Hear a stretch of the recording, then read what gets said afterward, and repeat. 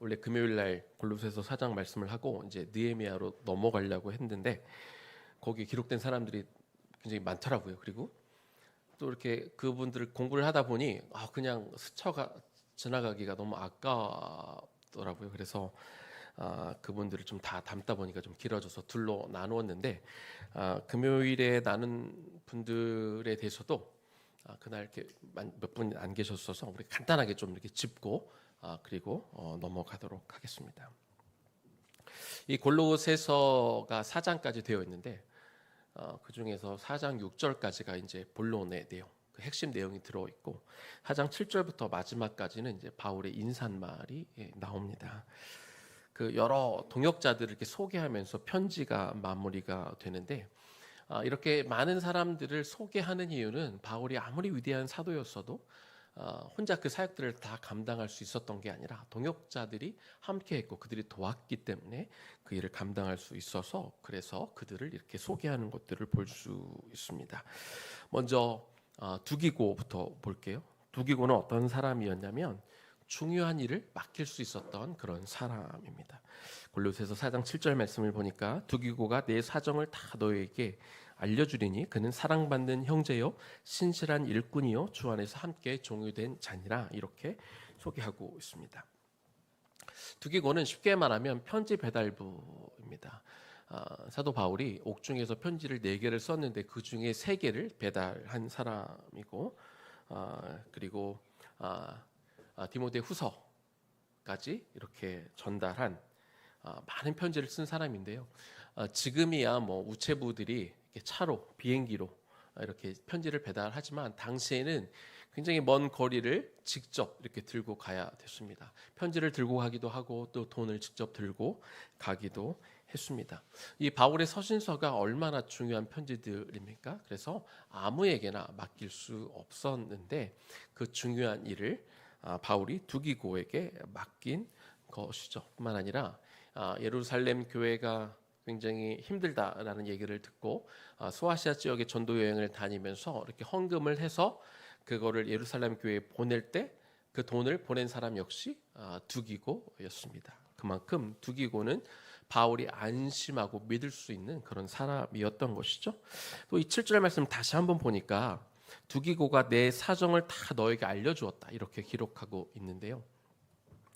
그러니까 이 리더라는 자리가 그렇습니다. 내가 어떤 일들이 좀 어렵고 힘들 때 리더가 나서서 내가 이렇게 어렵습니다, 힘듭니다 다 이렇게 말하기가 어려울 때가 있죠. 그럴 때 두기고가 이 바울의 사정을 잘 알고 이 리더의 상황에 대해서 이렇게 소개하고 설명해주고 양해를 구하기도 하고 이제 그런 일들도 했던 그런 사람이고 또 이 8절 말씀을 보니까 내가 그를 특별히 너에게 보내는 것은 너희로 우리 사정을 알게 했다라고 되어 있습니다. 그러니까 사도 바울이 여러 교회에다가 5개 교회에다가 편지를 이렇게 보냈는데 편지 안에 사실 무슨 말을 다 쓰기가 어렵잖아요.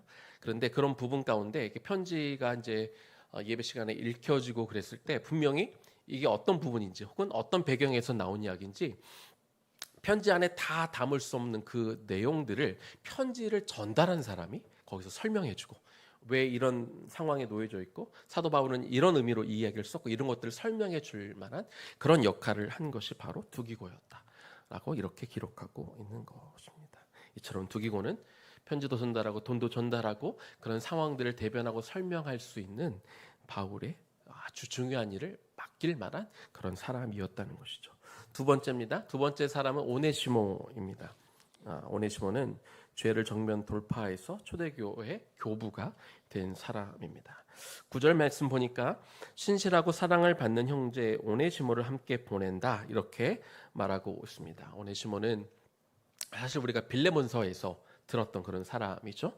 골로새 출신이고 그리고 그 주인은 빌레몬이었고 그 사람은 노예 출신입니다. 그런데 빌레몬은 굉장히 부자였고 빌레몬 교회를 자기 집을 이렇게 주어서 교회로 모였었는데 어느 날 오네시모가 빌레몬의 돈을 훔쳐서 달아났습니다. 당시 노예가 달아나다 잡히면 사형이었는데 그래서 멀리 도망갔는데 로마까지 도망을 갔다가 그곳에서도 무슨 나쁜 짓을 했는지 또 잡혀서 로마 감옥에 갇히게 됩니다. 그런데 그 운명처럼 그 감옥에서 사도 바울을 만나게 된 거죠. 사도 바울을 만나서 거기서 복음을 듣고 그가 회심하게 되고, 뿐만 아니라 그가 회심만 한 것이 아니라 사도 바울을 도와서 자기도 복음 증거자가 되기를 원했습니다. 그런데 사도 바울이 하나의 조건을 제시를 하죠. 네가 다시 골로새로 돌아가라. 그리고 너의 옛날 주인이었던 빌레몬을 만나서 용서를 구하고 용서를 받으면 내가 그때 너와 함께 동역자가 되겠다, 이렇게 말을 합니다. 굉장히 어려운 일이죠. 왜냐하면 빌레몬에게 찾아갔다가 죽임을 당할 수도 있었기 때문에. 그래서 사도 바울이 편지 안에 오네시모가 이렇게 변했다라고 소개하는 내용을 담아서 오네시모가 이렇게 만나게 되고, 그래서 빌레몬에게 용서를 받고 다시 돌아와 그가 사도 바울의 동역자가 된 것이죠. 기독교인들이 가끔 비겁할 때가 있습니다. 어떤 어려운 문제들을 이걸 반드시 해결하고 와야 되는데 이거는 그냥 해결하지 않은 채 그냥 주님의 일을 하겠다고 하는 경우가 있는데, 하나님은 그것을 용납하지 않을 때가 있지요. 이렇게 자기의 문제를 부딪히고 해결해서, 그래서 정정당당하게 바울과 동역하게 된 이 오네시모는요, 나중에 에베소 교회는 터키에서 가장 큰 교회인데, 그 교회의 첫 번째 감독이 바울이었고, 두 번째가 그 아들로 여겼던 디모데였고, 세 번째가 그 유명한 폴리카비였고, 바로 네 번째가 이 오네시모가 그 가장 큰 에베소 교회의 감독이 될 만큼 하나님의 신실한 사람이 된 것을 우리가 볼 수 있습니다. 세 번째입니다. 세 번째는 아리스다고인데, 이 사람은 힘들 때 바울과 항상 함께 했던 그런 사람입니다. 10절 말씀을 보니까 나와 함께 갇힌 아리스다고라고 이렇게 간단하게 기록이 되어 있습니다. 아리스다고는 사도행전에도 두 번이 기록이 되어 있는데요. 19장에 보면 사도 바울이 복음을 전하다가 사람들에게 돌팔매질을 당할 때가 있었습니다. 그때 바로 옆에 있었던 사람이 아리스다고입니다. 그리고 27장에 보면 이제 바울이 죄수의 몸으로 배를 타고 로마로 호송되어서 이렇게 재판을 받기 위해서 갈 때 유라굴로라는 광풍이 일어나잖아요. 그래서 이 죽을 위기에 처해 있었는데 그때 그 배에 함께 바울과 타고 있었던 사람이 또한 아리스다고입니다. 그리고 오늘 이 골로새서 4장에 보면 사도 바울이 감옥에 갇혀 있었을 때 그도 함께 갇혀 있었다, 이렇게 기록이 되어 있어요. 이 사람의 기록은 많이 기록되어 있지는 않지만 세 번의 기록이 있지만 다 거기에는 사도 바울과 함께, 그것도 사도 바울이 가장 힘들었던 시기에 같이 있었다는 것을 볼 수 있습니다. 어떤 사람들은 자기와 함께했던 사람이 힘들어지고 어려워지면 나는 더 이상 이 사람께 얻을 게 없어, 그리고 떠나기도 하지만 이 사람은 오히려 가장 힘든 그 시기에 동역자로 남아 있었던 그런 사람임을 우리가 알 수 있습니다. 네 번째입니다. 하나님의 신실한 사람 네 번째는 마가입니다. 마가는 실패를 딛고 다시 재기한 사람입니다. 이 4장 10절에 나와 함께 갇힌 아리스다고와 바나바의 생질 마가와 이렇게 되어 있습니다. 마가도 아리스다고와 함께 바울과 같이 지금 감옥에 갇혀 있던 그런 사람인데요. 바나바의 생질, 그러니까 바나바의 조카라고 이렇게 소개가 되어 있습니다. 마가는 우리가 많이 들어본 마가 다락방의 그 다락방의 소유자이기도 하고 마가복음을 기록한 사람이기도 합니다. 마가가 어렸을 때 삼촌 바나바와 함께 이 사도 바울의 제1차 전도 여행을 같이 떠났었다가 당시 굉장히 어렸던 시기였기 때문에 힘드니까 중간에 포기하고 돌아오게 되는 거죠. 그런데 나중에 전도 여행을 마치고 돌아온 이 바나바와 바울의 이제 선교 보고를 듣고 큰 감동을 받게 됩니다. 그래서 내가 끝까지 했어야 되는데 이렇게 후회하고 바울이 2차 전도 여행을 갈 때 나도 가겠습니다라고 했는데 바울에게 거절을 당했습니다. 사실 그때 굉장히 많이 좌절했을 것 같아요. 그리고 어떻게 보면 낙인이 찍힌 거죠.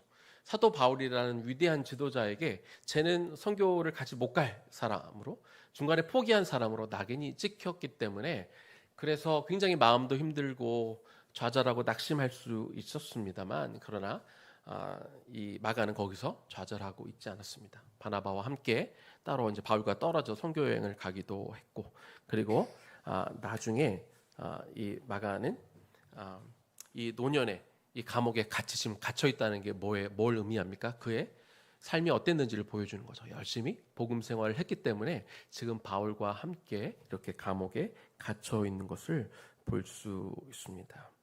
이처럼 그래서 바울이 사람들에게 편지를 보내면서 혹시 아직도 그 중간에 그가 열심히 했던 것은 모르고 그저 바울에 의해서 선교 여행을 거부당한 사람이라고만 혹시 알려져 있을까봐 마가를 너희들이 꼭 받아줘라, 이렇게 지금 바울이 기록하고 있는 것이죠. 이처럼 넘어졌던 사람을 다시 세우는 게 복음이고요, 실패한 사람도 다시 받아주는 게 교회인 줄로 믿습니다. 다섯 번째입니다. 유스도에 대해서 기록하고 있습니다. 유스도는 전통을 버리고 신앙의 본질에 집중한 사람입니다.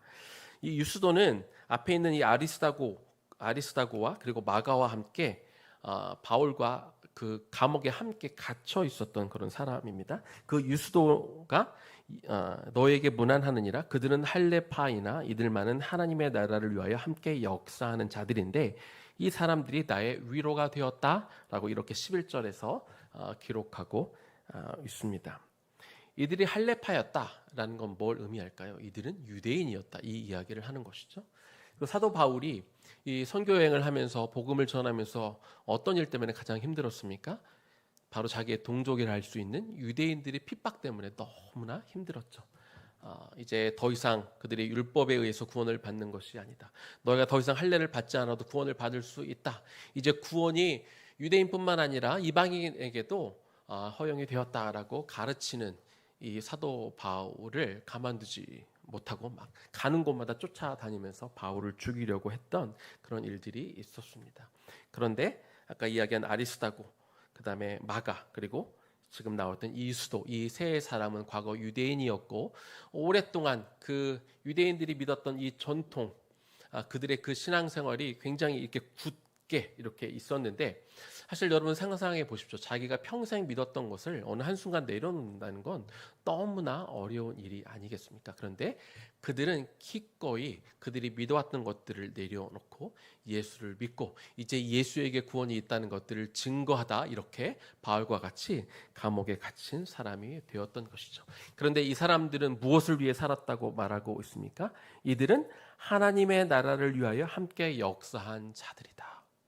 더 이상 과거의 전통에 얽매여서 살아가는 것이 아니라 이제 구원은 유대인에게 뿐만 아니라 이방인에게도 허용된다는 것을 그들이 알았기 때문에 오직 하나님 나라만 바라보며 그 고생을 사서 하고 있고 지금도 이 감옥 생활을 함께 하고 있었던 것입니다. 이처럼 이들은 그 오랫동안 믿어왔던 전통을 과감하게 버리고 신앙의 본질, 이 하나님 나라를 위해 열심히 달려갔던 사람인 것이죠. 그런데 이 사람을 향해 나의 위로가 되었다, 이렇게 성경은 기록하고 있습니다. 여기서 위로라는 단어는 원어적으로 통증을 덜다라는 그런 뜻을 가지고 있습니다.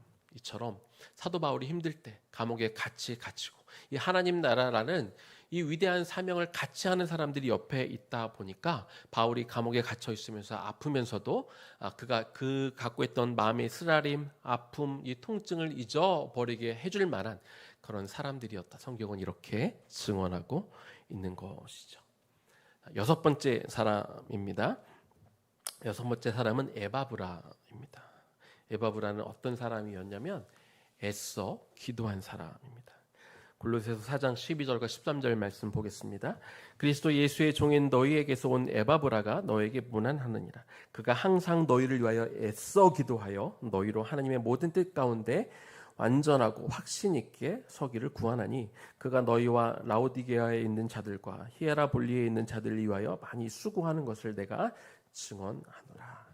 자, 에바브라는 원래 골로새 출신입니다. 이 사람도. 그런데 에베소에 가 있다가 마침 바울이 에베소에 있는 두란노 서원을 세우고 거기서 말씀을 강론할 때 거기서 말씀을 듣고 회심한 사람이 에바브라입니다.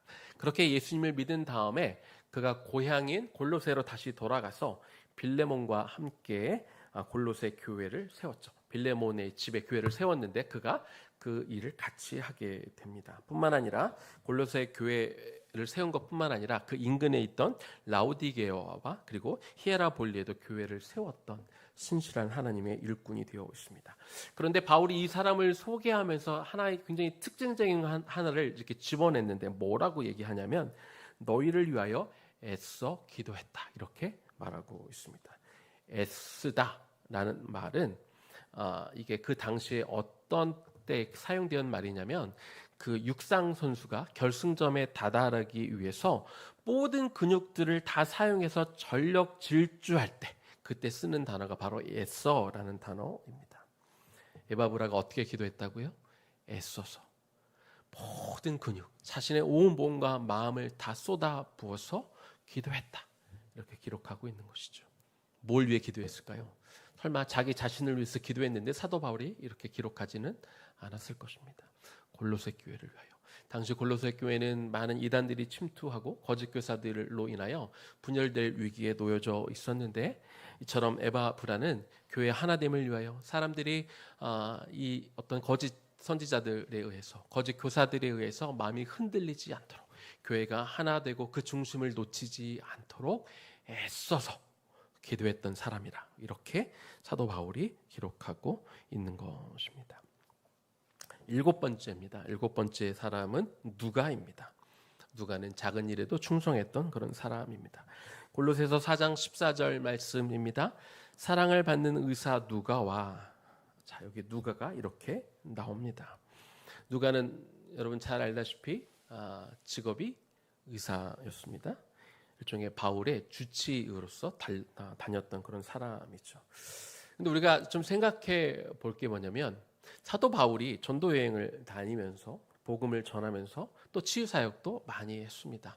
사도 바울이 기도했을 때 많은 사람들의 병이 나았던 것이죠. 그런데 재밌는 것은 정작 사도 바울은 자기의 병을 낫게 하지 못했다는 거예요. 다른 사람들은 기도하고 안수하며 병을 낫게 했는데, 정작 자기의 병, 어떤 사람들은 눈의 병이라고 하기도 하고 간질이 있었다고도 이야기도 하는데, 하여간 자기의 병은 낫지 못했다는 것이죠. 왜 그랬을까요? 하나님이 너의 은혜가 내게 족하다 이렇게 말씀하시면서 그가 겸손한 사람으로 계속해서 그 복음 사역을 할 수 있도록 하나님이 일부러 그렇게 병을 낫지 않도록 하지 않았나 그런 생각이 듭니다. 대신 하나님이 해주신 게 하나 있죠. 이게 뭡니까? 누가라는 의사를 쥐치처럼 이렇게 옆에 붙여줘서 그의 세소한 어떤 자신의 그의 몸을 이렇게 관찰하고 고쳐주도록 했던 것입니다. 왜 누가와 바울이 같이 다녔을까? 이런 생각을 해보게 됩니다. 아마 바울에게는 하나님이 병을 낫게 해주지는 않았지만 정말 많이 다치기도 하고 돌에 맞기도 하고 여러 가지 질병들에 많이 시달렸을 텐데, 누가로 하여금 사도 바울의 병을 고치게 하였고, 또 누가는 아마 영적인 어떤 의사가 필요하지 않았을까. 그래서 바울이 함께 다니며 그의 마음과 심령과 그의 믿음을 고쳐주는 역할을 하면서 서로 공존하는, 서로 공생하는 그런 관계가 되지 않았을까, 그렇게 생각해 봅니다. 누가는요, 근데 의사로서 그냥 단순히 주치의로 끝난 것이 아니었습니다. 누가는 기록을 하는 사람이었습니다. 누가복음 1장 1절에서 3절입니다. 누가복음의 저자는 바로 이 의사 누가이죠. 우리 중에 이루어진 사실에 대하여 처음부터 목격자와 말씀에 일꾼된 자들이 전하여 준 그대로 내력을 저술하려고 붓을 든 사람이 많은지라. 그 모든 일을 근원부터 자세히 미루어 살핀 나도 데오빌로 각하에게 차례대로 써보내는 것이 좋은 줄 알았나니. 자, 여러분, 누가가 예수님의 12제자이던가요? 아니죠. 누가는 예수님의 12제자가 아닙니다. 예수님과 함께 다녔던 사람이 아니라는 겁니다. 그럼에도 불구하고 누가는 누가복음을 기록한 사람이었습니다. 누가는 예수님과 함께 다니지 않았기 때문에 자신이 직접 본 내용은 많이 없었습니다. 하지만 누가가 아까 2절에서 뭐라고 말하고 있습니까? 처음부터 목격자와 말씀에 일꾼된 자들이 전하여 준 그 내력을 저술하였다. 그가 예수님과 함께 다녔던 사람들을 만나고 인터뷰하고, 그리고 그 기록을 그냥 단순히 기록한 게 아니었을 거예요. 꼼꼼했던 누가는 그런 내용들이 사실인지 확인하고 확증하고 이런 과정들을 통해 누가복음을 기록한 것입니다. 그런데 누가가 누가복음만 기록한 게 아니죠. 누가가 또 어떤 책을 썼죠? 사도행전을 또 기록한 사람이 누가입니다. 예수님의 복음의 내용만 기록한 것이 아니라 예수님의 복음이 어떻게 예루살렘을 넘어 저 이방인들에게까지 흘러갔는지 그 과정을 꼼꼼하게 공부하고 연구하고 찾아서 그가 사도행전을 기록한 것이죠. 신약 성경이요, 총 260장입니다. 그런데 누가복음과 사도행전을 합하면 52장입니다. 그러니까 신약 성경 전체의 약 20% 정도 분량을 차지하고 있는 것이죠. 그러니까 바울 다음으로 신약 성경의 분량이 많은 사람이 바로 이 누가인 것입니다. 그리고 모든 성경의 저작 가운데 이방인은 유일하게 누가입니다. 누가만이 유일하게 유대인이 아닌 사람으로 성경의 저자로 기록된 사람이 누가인 것이죠. 누가는 이처럼 복음에 대해서, 예수님에 대해서, 그리고 이 복음의 행적을 쫓아다니고 그것을 찾고 인터뷰하고 공부하고 리서치하고 그렇게 해서 이 책을 쓴 사람인데요, 매우 겸손한 사람이었습니다. 사도행전을 기록하며 누가복음을 기록하며 단 한 번도 자신의 이름을 자기가 직접 기록하지 않았습니다. 복음 사역에 그가 주역은 아니었을지 모르지만 그 보조로서의 그 역할을 충실하게 감당했던 충성스러운 사람이 바로 누가였던 것이죠. 자, 8번째 사람입니다. 눈바라는 사람이 또 소개가 되고 있습니다. 이 사람은 정말로 희생과 수고를 아끼지 않은 사람입니다. 골로새서 4장 15절 말씀을 보니까 라오디게아에 있는 형제들과 눈바와 그 여자의 집에 있는 교회에 문안해라, 이렇게 나옵니다. 눈바는 영어로 하면 님프인데, 님프는 그 요정이라는 뜻이죠. 헬라어로는 아가씨, 신부라는 의미를 가지고 있습니다. 자, 이 눈바라는 사람이 여자라고 되어 있죠. 그리고 그 여자 집에 있는 교회, 그러니까 눈바는 자기 집을 교회로 이렇게 내어준 그런 사람입니다. 우리가 잘 알다시피 당시 교회는 이런 건물에 있었던 곳이 아니었죠. 초대교회는 대부분 다 가정에서 시작이 되었습니다. 빌립보 교회는 루디아가 자기 집을 내줘서 교회가 시작이 됐죠. 고린도 교회는 가이오가 자기 집을 내줘서 교회가 시작이 됐습니다. 골로새 교회 또한 아까 말씀드린 대로 빌레몬이 자기 집을 내줘서 교회가 시작이 된 것입니다. 그런데 여러분, 자기 가정집을 내줘서 교회를 한다, 이게 얼마나 힘든 일인 줄 아십니까? 왜냐하면 초대교회 때는요, 매번 예배 전에 뭘 했냐면 식사를 같이 했습니다. 모든 성도들이 모여서 같이 식사를 했고요. 그리고 예배 중에는 뭘 했을까요? 매 예배 때마다 성찬이 있었습니다. 그리고 예배 후에는 또 온 성도들이 같이 교제하는 시간을 가졌습니다. 교제할 때 또 뭔가 또 먹으면서 했겠죠. 그러니까 예배가 있을 때마다 그 집은 이제 난장판이 되는 거예요. 많은 사람들이 수도 없이 오고 먹고 마셔야 되고 또 치워야 되고 하는 일들이 매 예배 때마다 이루어졌다는 것입니다. 그러니까 자기 집을 내준다는 게 얼마나 큰 희생을 치르는 일인지, 얼마나 큰 섬김이 필요한 일인지를 알 수 있다는 것이죠. 또 당시 교회가 환영을 받던 시대가 아니었고, 이것이 걸리게 되면 아주 잘못 감옥에 갈 수 있었음에도 불구하고 눈바는 그런 희생 그리고 수고, 그런 위험을 감수할 수 있었던 그런 초대교회의 아주 정말 신실했던 사람으로 이렇게 기록이 되어 있습니다. 9번째입니다. 아키뽀라는 사람이 또 소개가 되어 있습니다. 아키뽀는 직분에 충실했던 사람입니다.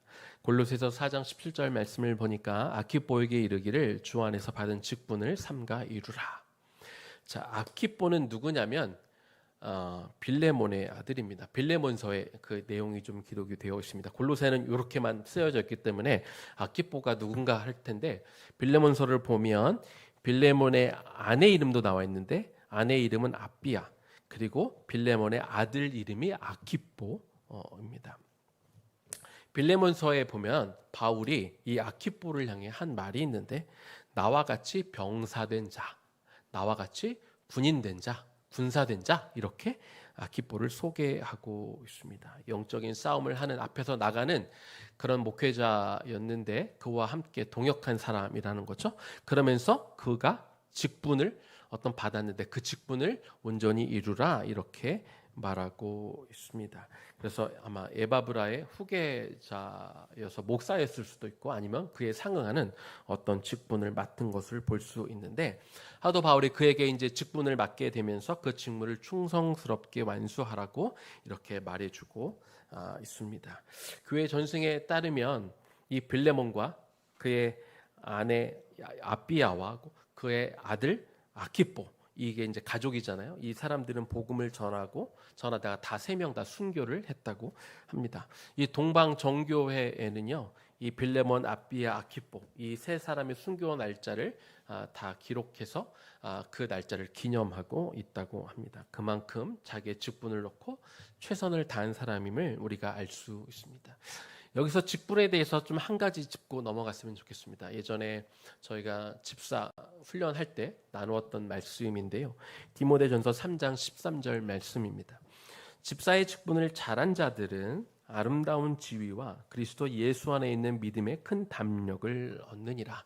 여기서는 집사라고 이야기하고 있지만 집사뿐만 아니라 직분을 받는 사람들에게 두 가지 은혜가 약속되고 있는데, 첫 번째가 아름다운 지위가 약속되어 있습니다. 집사 직분을 잘하면 아름다운 지위가 주어질 것이다 라고 말을 하면 왠지 우리가 이렇게 생각하기 쉽죠. 집사 직분을 잘하면 나중에 더 높은 단계에서 더 높은 지위를 줄 거야 라고 생각할 수 있습니다. 이게 틀린 말은 아닌데요, 이 말씀을 이렇게 해석하면 좋겠습니다. 예수님이 누가복음 16장 10절에서 이렇게 말씀하셨습니다. 지극히 작은 것에 충성된 자는 큰 것에도 충성한다. 예수님이 이렇게 말씀하셨습니다. 그러니까 이 집사라는 직분을 잘 감당하고 충성되게 되면, 그래서 그 다음 직분이 뭐 더 중요하다, 집사보다 뭐 장로가 더 크다, 이런 이야기를 하는 것이 아니라, 단순히 그런 의미가 아니라 더 큰 일을 하나님께서 큰 일을 하나님이 믿고 맡기는 자가 된다, 그런 의미 가운데 이 아름다운 지위를 준다, 이렇게 지금 직분자에게 이야기를 해주고 있는 것이죠. 두 번째입니다. 이 직분을 잘 감당하면 믿음의 큰 담력을 얻는다, 이렇게 기록이 되어 있습니다. 믿음의 큰 담력을 얻는다, 이게 무슨 말일까 싶은데요, 유진 피터슨 목사님이 자신이 쓴 메시지 성경에서 이 내용을 아주 잘 설명하고 있습니다. 메시지 성경 버전으로 디모데전서 3장 13절 말씀을 보겠습니다. 이 말씀이 이렇게 기록이 되어 있네요. 이 섬김의 일을 하는 사람들은 큰 존경을 받으며 예수를 믿는 믿음의 참 자랑거리가 될 것입니다. 믿음의 큰 담력을 얻는다라는 말이 믿음의 참 자랑거리가 될 것이다, 이런 의미가 되는 것이죠. 그럼 여러분에게 한번 묻겠습니다. 여러분들 다 직분이 있을 것입니다. 집사의 직분이든 사랑방장이든 아니면 여러 군데에서, 그게 직장이건 어디에선가 여러분의 직분이 있을 텐데, 여러분이 맡고 있는 이 직분을 통해서 그리스도의 자랑이 되고 있습니까? 여러분이 맡고 있는 이 사역을 통해 여러분은 교회의 자랑이 되고 있습니까? 혹은 여러분이 하고 있는 이 섬김의 일을 통해 성도라는 것이 이렇게 좋은 거구나, 믿는다는 것이 이렇게 살아가는구나 라고 세상에 정말 좋은 샘플이 되고 있습니까? 아키포는 자신이 맡은 이 직분을 잘 감당함을 통해서 그래서 아름다운 지위를 얻었을 뿐만 아니라 믿음의 참 자랑거리가 되었던 그런 신실한 하나님의 사람이었습니다. 이제 말씀을 마무리하겠습니다. 바울이 이 9사람, 사실 한 명이 더 있는데 데라라는 사람, 그 사람은 금요일날 설명을 했습니다만 잘 섬겼다가 세상이 더 좋아서 데살로니가로 떠났다, 끝까지 신앙생활을 지키지 못하고 중간에 떠난 사람이 있었죠. 이렇게 10사람을 소개하고 나서 바울이 마지막으로 하는 얘기는 골로새서 4장 18절 말씀입니다. 나 바울이 친필로 문안하노니 내가 매인 것을 생각하라, 은혜가 너에게 있을지어다. 내가 매인 것, 바울이 지금 어디에 매여 있습니까? 지금 감옥에 갇혀 있는 것을 내가 매여 있다, 이렇게 설명하고 있는 것이죠. 이 말은 복음을 위해 내가 수고하다가 내가 감옥에 갇혀 있어, 나를 좀 알아줘, 내 공로, 내 수고를 좀 알아줘, 이런 뜻으로 한 말이 아닙니다. 또한 바울은 지금 자기가 감옥에 갇혀 있으면서 고생을 하고 있는데 너희들은 감옥에 있지 않고 편하게 있잖아 라고 이렇게 사람들의 어떤 양심을 찌르기 위해서 한 말도 아닙니다. 이 편지를 읽고 있는 모든 성도들에게, 이 편지가 골로새 교회에 기본적으로 갔지만 주변에 있는 다른 교회도 다 이렇게 전달이 될 텐데, 자신은 비록 지금 감옥에 매여 있지만 너무 기쁘다는 거죠. 너무 감사하고 있다는 겁니다. 그리고 내가 너희들을 위해 기도하고 있어, 나는 위축되어 있지 않아. 나는 너희들 위해 계속 기도할 거고 이 복음은 계속 전해져야 된다고 이 편지를 받는 모든 성도들에게 권면하기 위해서, 하나님 나라의 일에 계속 매진하기 위해서, 내가 감옥에 갇혀 있지만 이것 때문에 위축되지 말고 하나님 나라를 계속되어야 되니까 여러분들 그 은혜를 사모하며 계속 이 일에 매진해 달라고 사도 바울이 마지막으로 권면하며 이 편지를 마치고 있는 것입니다. 여러분, 이런 믿음의 동역자들이 되시기 바랍니다. 여러분은 어떤 사람입니까? 여러분은 세상에 어떤 영향을 끼치고 있는 바울의 동역자들입니까? 우리가 이름을 크게 낼 필요 없습니다. 많은 사람들이 내 이름을 기억할 필요 없습니다. 그러나 적어도 하나님 나라를 위하여 달려갈 수 있는 사람, 하나님 앞에 인정받고 믿음의 동역자들에게 인정받을 수 있는 신실한 하나님의 일꾼이 되어 오늘도 그 하나님 나라를 위해 달려가며 살아가는 저와 여러분들 되기를 주님의 이름으로 축원합니다. 우리 아까 이번 달부터 바뀐 임내송에서 불렀는데요, 우리 주의 나라가 임할 때 우리 찬양 부르고 하나님 앞에 같이 기도하면 좋겠습니다.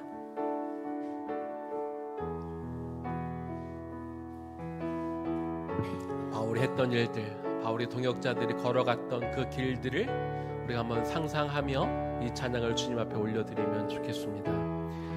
주의 나라가 임할 때, 주의 나라가 임할 때 하나님 임재하실 때 예배가 회복되며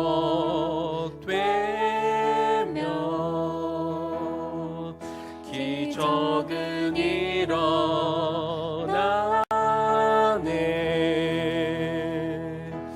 전능하신 주, 영원하신 능력의 통치자, 자유가 선포되어 주 백성 돌아오네.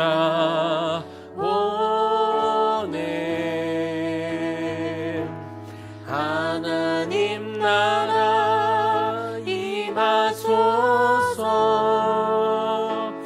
영광과 존귀, 능력과 위엄, 놀라운 사랑의 기적의 하나님, 지금 이곳에 오소서. 하나님 나라 임하소서. 하나님 나라 임하소서. 영광과 존귀, 능력과 위엄, 놀라운 사랑의 기적의 하나님, 지금 이곳에 오소서. 주 높고 위대하심을, 주 높고 위대하심을 크게 외쳐 선포하네. 만왕의 왕 주 하나님, 지금 오소서. 주 높고 위대하심을, 주 높고 위대하심을 크게 외쳐 선포하네. 왕의 왕 주 하나님, 지금 오소서. 하나님 나라, 하나님 나라 임하소서. 영광과 존귀, 능력과 위엄, 놀라운 사랑의 기적의 하나님, 지금 이곳에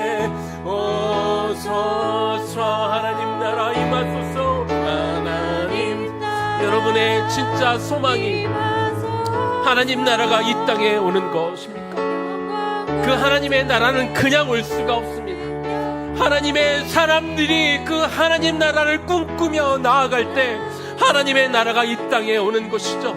여러분 지금 무엇을 향해 살고 있습니까? 여러분은 지금 무엇을 위해 나아가고 있습니까? 우리가 정말 이 하나님의 나라를 꿈꾼다면 우리도 사도 바울처럼, 그리고 사도 바울까지 우리가 못 된다면 그 사도 바울의 동역자처럼 우리가 살 때 하나님의 나라가 이 땅에 임하는 것이고, 그 임한 하나님의 나라를 우리의 눈으로도 볼 수 있는 것이죠. 여러분 죽어서만 가는 하나님 나라가 아니지 않습니까? 주여, 내가 살아 생전에 내가 살아가는 동안 하나님의 나라를 내가 꿈꾸는 자가 되기를 원하고, 내가 가는 곳마다, 내가 발길 닿는 곳마다, 내 몸이 있는 곳마다 하나님의 나라가 임하는 것들을 내가 보기를 원하오니, 주여, 내 편의와 내 꿈꾸는 것들과 내가 사랑하는 사람들에게 이 세상의 것들로만 세워가는 그런 사람이 아니라 하나님의 나라를 꿈꾸는 자가 되게 하여 주시옵소서. 하나님의 나라를 바라보는 자가 되게 하여 주시옵소서. 하나님 나라를 세우는 것이 나의 갈망이 되기를 원합니다 하는 마음으로 우리가 주님의 이름 한번 부르며 기도하며 나아가겠습니다. 주여, 하나님 시간 기도합니다. 우리가 하나님의 나라를 꿈꾸는 자가 되기를 원합니다. 우리가 하나님의 나라를 그 우리의 살아가는 곳에 정말 임하기를 소망하는 자가 되게 하여 주시옵소서. 나의 열망이, 나의 것들을, 하나님 내 주변을, 내 가정을 튼튼히 하는 사람이 아니라 정말 이곳에 하나님의 지금도 이 나라가 세워지고 있다는 것들을 믿음의 눈으로 바라보며 교회와 함께 우리의 믿음의 동역자들과 함께 이 일을 꿈꾸는 자가 되기를 원합니다. 모두가 다 바울이 될 필요가 없고 모두가 다 베드로처럼 살 필요는 없지만, 그러나 하나님, 우리가 이름 없이 빛도 없이 사도 바울이 한 줄 기록했던 그런 사람이라도 족합니다. 우리가 하나님의 나라를 세워가는데 벽돌 하나라도 세울 수 있다면, 울타리 조금이라도 내가 망치질이라도 한번 할 수 있다면 그곳으로 족하오니, 아버지 하나님, 내가 살아가는 이곳 가운데 이 썩어져갈 하나님 영원하지 못할 것들에 내 모든 것들을 내던지며 살아가지 않게 하여 주시옵소서. 하나님, 내 마음이 열어, 하나님 내 손과 발이 하나님 나라를 향하게 하여 주시옵시고, 내 입술을 열어 하나님 나라를 찬양하게 하여 주시며, 정말 그렇게 성실하게 이 하나님의 나라를 꿈꾸며 달려갈 수 있는 당신의 백성이 되기를 원합니다. 우리가 하나님 나라를 꿈꾸는 자라고 우리가 말은 하지만, 우리가 모여서 예배는 드리지만 정작 우리가 하나님 나라를 위해 뭘 하고 있습니까? 하나님, 정말 꿈꾸는 자, 행하는 자, 복종하는 자, 정말 하나님 나라를 위해 달려갈 수 있는 우리가 되게 하여 주옵소서. 주 높고 위대하심을, 주 높고 위대하심을 크게 외쳐 선포하네. 만왕의 왕 주 하나님, 지금 오소서. 주 높고 위대하심을 크게 외칩니다. 주 높고 위대하심을 크게 외쳐 선포하네. 만왕의 왕 주 하나. 지금 이곳에 우리 성도들의 심령과 마음에 주여 임하옵소서. 하나님 나라, 하나님 나라 임하소서. 영광과 존귀, 능력과 위엄, 놀라운 사랑의 기적의 하나님, 지금 이곳에 오소서. 하나님의 나라, 이건 상상 속에 있는 나라도 아니며 우리가 죽은 이후에 가는 나라가 아닙니다. 우리가 가만히 누워서 이 땅의 편한 것들을 추구하고 어떻게 더 잘 살까, 어떻게 하면 더 편안하게 살까, 이것들을 추구하는 사람들이 볼 수 있는 나라가 아닌 것이죠. 바울이 꿈꾸었던 그 나라, 그리고 그 동역자들이 꿈꾸었던 그 나라, 그 나라는 바울의 시대에 참 넓게 멀리 세워지던 그런 나라였습니다. 그 나라가 세워질 수 있었던 것은 바울과 함께 이름도 없고 빛도 없고 그냥 성경에 단 한 줄 기록되어 있는 그런 사람들이었지만 자신의 위치에서 자신의 상황에 맞게 최선을 다해 신실하게 섬겼던 사람들이 있었기 때문이지요. 바울이 위대한 사람인 것은 분명하지만 바울 혼자 하나님 나라를 세워갈 수는 없는 노릇 아닙니까? 하나님, 오늘 우리는 뭘 하고 있습니까? 우리는 하나님 나라를 위해 무엇을 하고 있습니까? 하나님, 우리는 하나님 나라의 어떤 부분을 맡아서 그 일을 감당하고 있습니까? 내 자신의 한위와 내 자녀들과 어떤 우리의 사랑하는 사람들의 한위만을 우리가 걱정하며 이 땅에 썩어질 것들을 위해 우리가 모든 것을 쏟아붓는 사람이 되지 않기 바랍니다. 영원한 하나님 나라를 바라보고 그것들을 꿈꾸며, 그래서 내가 하고 있는 일이 나에게 주어진 일과 나에게 맡겨진 일과 나에게 주어진 영혼들을 위해 최선을 다하다 보니 어느덧 내가 있는 곳이 하나님 나라가 되고, 하나님 나라가 조금 더 견실하고 조금 더 튼튼해진 그 나라를 세워가는 하나님 나라의 일꾼으로 살기를 원하오니 이것이 내가 꿈꾸는 것이 되게 하여 주시고 이것이 내가 우리 자녀에게 가르쳐주는 것이 되게 하여 주옵소서. 그렇게 큰 이상과 꿈을 가지고 살아가는 하나님 나라의 백성으로 그 마지막까지 살아갈 수 있도록 주여 우리를 이끌어 주옵소서.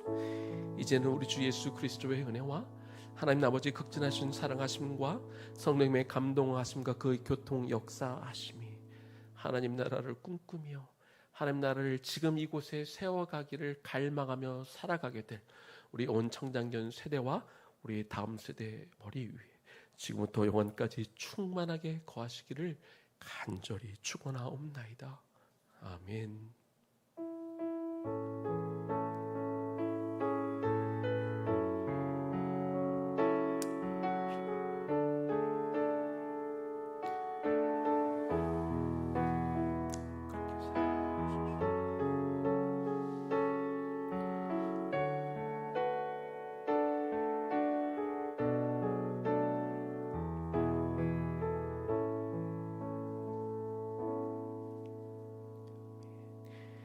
다음 한 주도 하나님 나라를 꿈꾸며 세워가는 한 주 되시기를 축복합니다.